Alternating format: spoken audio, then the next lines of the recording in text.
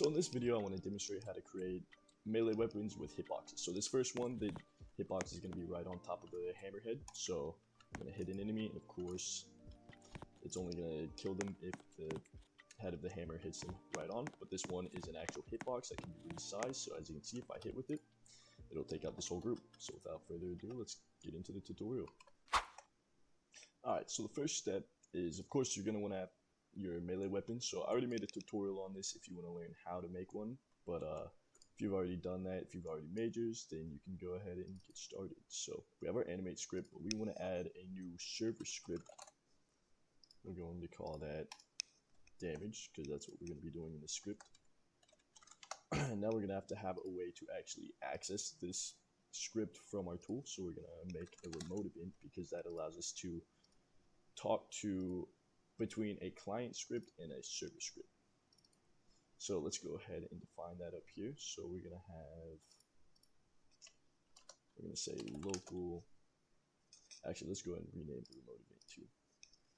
So I'm going to name it damage RE for damage remote event. So we're going to call it the variable damage RE is equal to tool : wait for child damage RE. And we want to do wait for child because there's a chance that it doesn't load when it first starts, which could throw an error. Alright, so now what we want to do is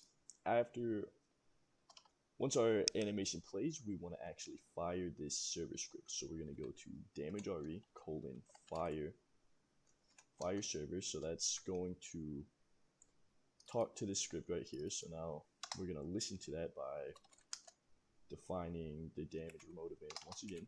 So damage RE is equal to let's go ahead and define the tool up here. So local tool is equal to script.parent,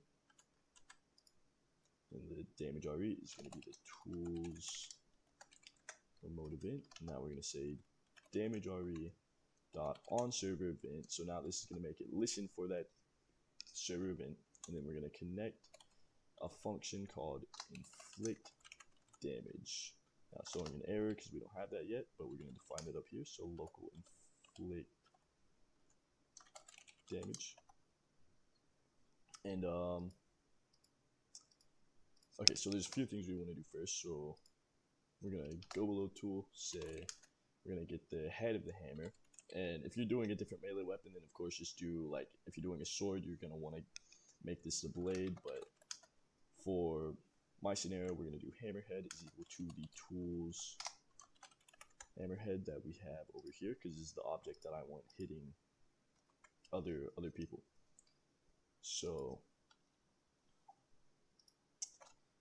alright, let's go ahead and close off this function.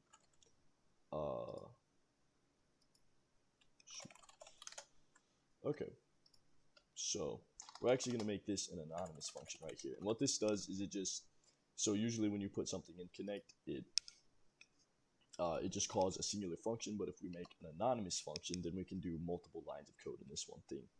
So then from here, we're going to say hammerhead dot touch. So we're detecting, after this gets fired, we're going to detect if the hammerhead gets touched, and then we're going to connect that to inflict damage.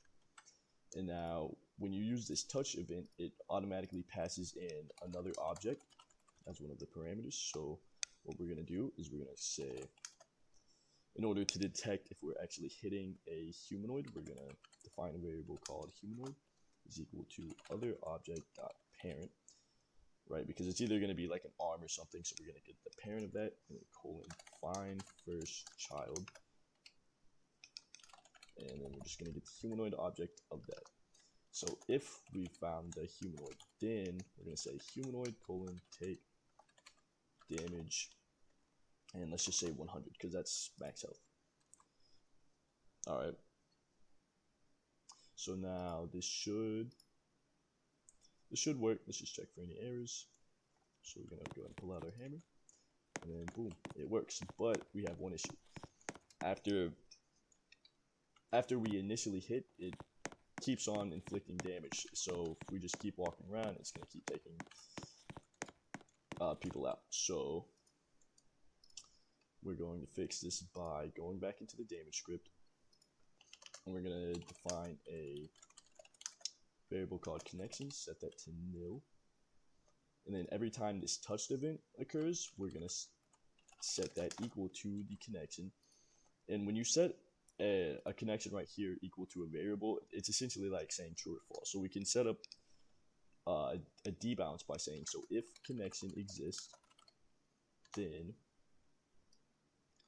right, so then we're going to call all of this that we did up here.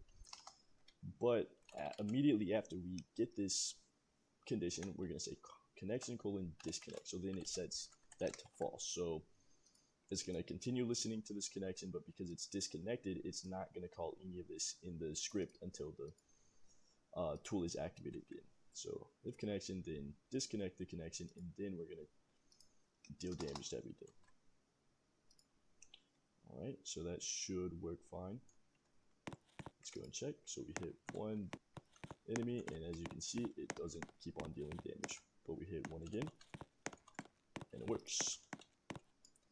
Alright, so now that's just one method of making hitboxes with weapons, because maybe you actually want to have a scalable hitbox for other purposes, so I'm going to show you how to do that as well. Alright, so if you want to create a hitbox, you're going to have to actually create a whole nother part on top of whatever part of your weapon is going to be dealing damage. So what we're going to say is we're going to keep this inflict damage function, but we want to create the hitbox. So we're going to say local hitbox is equal to instance.new. So this is going to create a new part, and we want to parent that under tool. Alright, so now we're just going to set all the attributes of the hitbox. So the hitbox size, you can change this to anything you want. Hitbox size is equal to a vector 3, and we're just going to make it 4 by 4 by 4. And then hitbox.can collide obviously is going to be equal to false, because we don't want it to be colliding into anything. And then we want to say hitbox dot. I found that if you make your hitbox too big and massless is on, or massless is off, sorry, you'll like go through the ground. So I like turning massless on, so that way that does not happen. So now that we have the hitbox, we can go ahead and play the game, and let's just see what happens.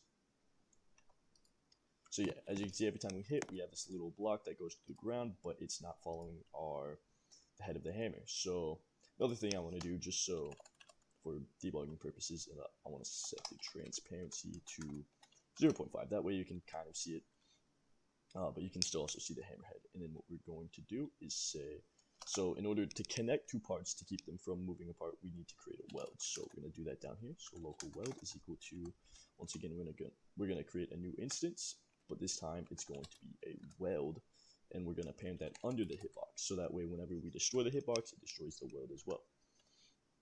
So now we're going to say that the weld dot part 0 is equal to, so since we want it connected to the hammerhead, we're going to say that part 0 is the hammerhead, and then we're welding the hitbox to it. So we're going to say that part 1 is the hitbox. Alright, so that's cool. So now we're also going to add game.debris colon add item. What this is going to do, this is going to destroy the hitbox after a set amount of time. So I want it to just be the amount of time that it takes for the animation to play out, which I know for my animation it's about 0.3 of a second. And then we're going to say we're going to add the hitbox to that debris surface. Alright, so now we're creating the hitbox up here. It's going to be welded to our hammerhead from this, and then it's going to get destroyed after 0.3 of a second. So let's see what happens. Alright, pull out a hammer, and let's see, something went wrong.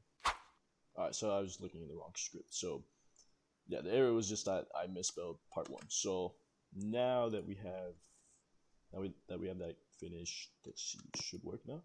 Yep. So it does that, but I think I did something wrong here.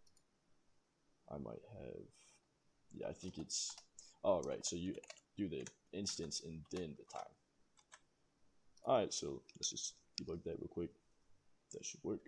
So pull out the hammer, and yeah, there we go. So our hitbox, we have our hitbox now, and it gets destroyed after the animation's played. So now let's connect it to our damage function. I gotta find this Right script. Okay, sorry, I got too much stuff open right now. All right, so here's the damage script that we were just in. All right, so can collide and everything is off, and then we're going to do the same thing we did earlier, but this time with the hitbox. So we're going to say on the touched event, connect the inflict damage. And honestly, you can just copy. You didn't have to delete what was in here. I don't know why I did, but I'm just probably going to fast forward through this. So we're just going to do the same thing. So, okay, humanoid is equal to other object dot parent or find first child humanoid. If humanoid, then humanoid take damage, 700. Alright, so now everything should be working, and we don't have to disconnect from this function or anything because the hitbox is getting destroyed after the animation plays out anyways. So now hopefully this works just fine. So now when we hit parent, and I keep misspelling things. So as long as you're spelling things right, you shouldn't have the same problems I am. But anyways, okay, now let's see. There we go. So it does that. You can see it hits a couple enemies at once just because the hitbox is big. And then if you want to, you can scale it up even higher. You can do something crazy like 20 by 20 by 20, which is what I did at the beginning of the video. And as you can see, when you hit, it's a big area. Also, what I like about this is it somehow doesn't hurt you either. But yeah, that's about it. And if you wanna, obviously for the finished product, you're gonna say that the transparency is equal to 1, so that way you don't actually want to be able to see your hitbox in the game. So yeah, when we hit, it deals damage to all the enemies. So yeah, that's it. Thanks so much for watching. Hopefully I made everything as straightforward as possible, and if you thought so, don't forget to like and subscribe. But if you do have any questions, feel free to ask me in the comment section.